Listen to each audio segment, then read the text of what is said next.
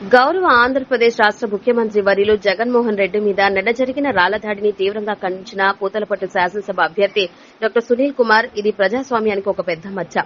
రాబోయే రోజుల్లో టీడీపీ మరియు కూటమి వాళ్లు చేసినటువంటి పిరికిపంద చర్య అని ఎద్దేవా చేశారు.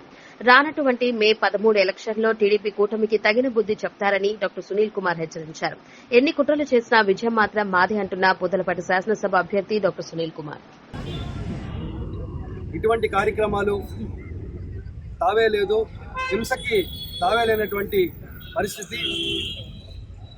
ఈరోజు ప్రజాకర్షణతో ప్రజలకి సేవ చేసుకుంటూ ప్రజల మధ్యలోకి ధైర్యంగా వెళ్తున్నటువంటి మా ముఖ్యమంత్రి గారిని, ఆయనకు వస్తున్నటువంటి ప్రజాదరణని చూసి ఓర్వలేక ఈరోజు చంద్రబాబు గారు కానీ వారి యొక్క కూటమి కానీ ఈరోజు చేసినటువంటి ఇది ఒక హత్యా ప్రయత్నంగా మేము భావిస్తున్నాము. ఖచ్చితంగా దీని వెనకాల తెలుగుదేశం పార్టీ ఉంది. తెలుగుదేశం అధినాయకుడు చంద్రబాబు గారి యొక్క కుట్ర ఇందులో ఉందని చెప్పి కూడా మేము భావిస్తున్నాం. నేను ఒకటే చెప్పదలుచుకున్నా, ఇటువంటి కార్యక్రమాలతో లేదా ఇటువంటి దాడులతో మీరు మమ్మల్ని భయపట్టలేరు. జగన్మోహన్ రెడ్డి గారిని మీరు ఆపలేరు. జగన్మోహన్ రెడ్డి యొక్క సంకల్పాన్ని మీరు దెబ్బతీయలేరు. ఆయనకు ఉన్నటువంటి ఆత్మస్థైర్యం ముందు ఇటువంటివన్నీ కూడా చెల్లవు అని చెప్పి ఈ సందర్భంగా తెలియజేసుకుంటున్నా. గతంలో కూడా ఆ రోజు మరి విశాఖపట్నం ఎయిర్పోర్ట్లో ఇదే విధంగా ఒక హత్యా ప్రయత్నంని ఆ రోజు మీరు చేశారు. మీ యొక్క నైజం ఇది. గతంలో మీ మామ అయినటువంటి మరి ఆ రోజు ఎన్టీ రామారావు గారిని వెన్నుపోటు ద్వారా ఆయనకి మోసం చేసి ఆయన చావుకి కారకులైనటువంటి చంద్రబాబు, ఇవన్నీ కూడా సహసిద్ధంగా పుట్టుకున్నటువంటి లక్షణాలు.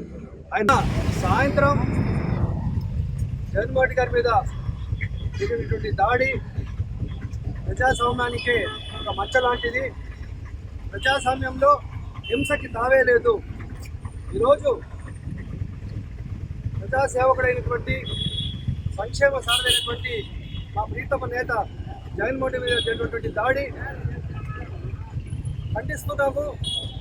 ఇటువంటి రాక్షస పనులు, ఇటువంటి దురాగతాలు ఒక ప్రజానాయకుడిని ఆపలేవు. ఆయన యొక్క స్థైర్యాన్ని, ఆత్మస్థైర్యాన్ని దెబ్బతీయలేరు. ఈరోజు నిరంతరము ప్రజల కోసం పోరాటాలు చేస్తున్నటువంటి, నిరంతరము ప్రజలకు సేవ చేస్తున్నటువంటి ఒక మంచి వ్యక్తిని, ప్రజాదరణ పొందుతున్నటువంటి ఒక వ్యక్తిని ఈరోజు ఈ విధంగా దుర్మార్గంగా మరి రాయి పెట్టి ఈరోజు ఆయన్ని బాధించారు.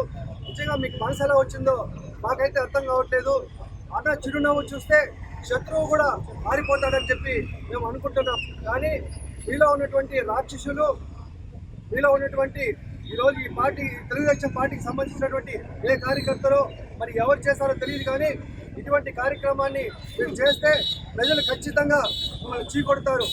గతంలో కూడా విశాఖపట్నంలో ఆ రోజు ఆయన మీద ఆత్మహత్యా ప్రయత్నం చేశారు.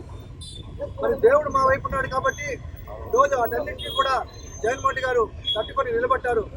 రోజు ఆయన చేయాలనుకున్న మంచిని ఇలాంటి దుర్మార్గులు ఏ విధంగా కూడా ఆపలేరని చెప్పి సందర్భంగా తెలియజేసుకుంటూ ఆయన త్వరగా కోలుకోవాలి, మళ్ళీ ప్రజల మధ్యకి రావాలి, అందరికీ కూడా సంక్షేమ ఫలాలు ఇచ్చే విధంగా మళ్ళీ ముఖ్యమంత్రి కావాలని చెప్పి కూడా కోరుకుంటూ ఆయనకి మంచి ఆరోగ్యం ఇవ్వాలని చెప్పి ఆ దేవుని ప్రార్థిస్తున్నాను. జై జగన్, జై జగన్, జై జగన్.